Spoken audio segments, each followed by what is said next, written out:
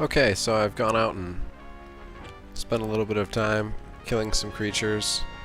I figured probably best if I not show every single little bit of what I'm doing here, since those of you who might have played EverQuest before know that your time spent in the newbie zone can be a long and arduous journey, killing the same creatures over and over and over and over and over again. But I figured I would just catch up on a couple interesting things and patch them together as they happen.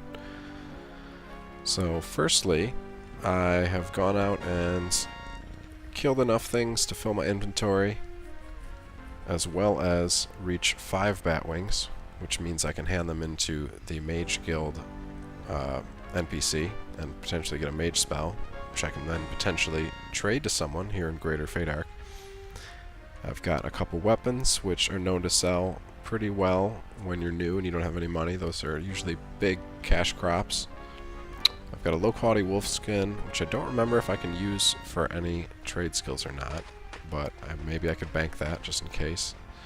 I'm just under halfway into 2, so still not very far. EverQuest Classic definitely doesn't get you up to level 10 anytime soon. But since my inventory is full, I need to make a run to town, need to sell some things. But before I do that, oh wow, there's a bunch of people around me. It's really cool. This is, it looks like somebody 2-boxing there. But, oh cool, full bronze armor. Must be a cleric. And basically, since I have to go back into town anyway, and I've been doing a lot of moving lately, I was out in the fields trying to find my way back, and I noticed that my compass had been holding pretty still, not like it is now. It's actually starting to bounce around now. And I thought I knew my way back, but I didn't. So I tried sense heading a couple times, realized that it was way off, and then I remembered that there's a way to train your sense heading very easily at the beginning of the game, and that's to bind a key that you use for movement to sense heading. So I'm going to do that real quick here.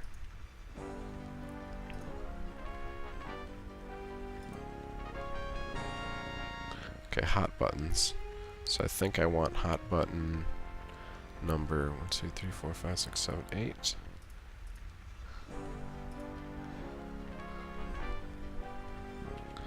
So let's just try binding it to my left key, see if it works. Yep. Alright, and then I'm going to try binding... oh yeah, that should work. That should work. Unless... Aha.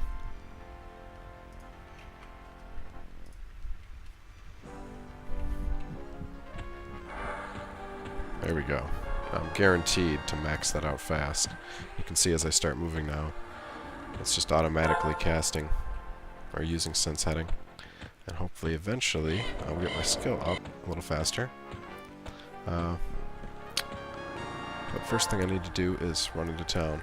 One other thing I noticed was you can use the F9 key to switch between views. If you're in normal first-person view, you can use your keyboard to move, you can use your mouse wheel to zoom out, and then you can use your right mouse button. You can do the right mouse button to look, plus left mouse button to run, kind of like in Star Wars Galaxies. Or you can zoom into first person. Whoops, inspecting myself. That's part of the problem of doing that. Then if you're sitting down trying to make sure that you don't get attacked by anything, you can use the F9 key a couple times. And when you're in this mode, hold down the Alt key and then use the arrow keys, and that will move you around. Up and down will move you up and down, and then Alt and Insert and Delete will zoom you in and out. Page up and page down kind of tilts your camera, so it's like a little floating camera. This is good if you're maybe a caster and you want to... I think this is how I used to do my camera when I would quad kite on my wizard. So, toggle the F9 key to do that. Hold down the Alt key with the arrow keys to change the camera angle. And that's good to keep an eye out for when you're sitting down meditating. So anyway, onward into the city.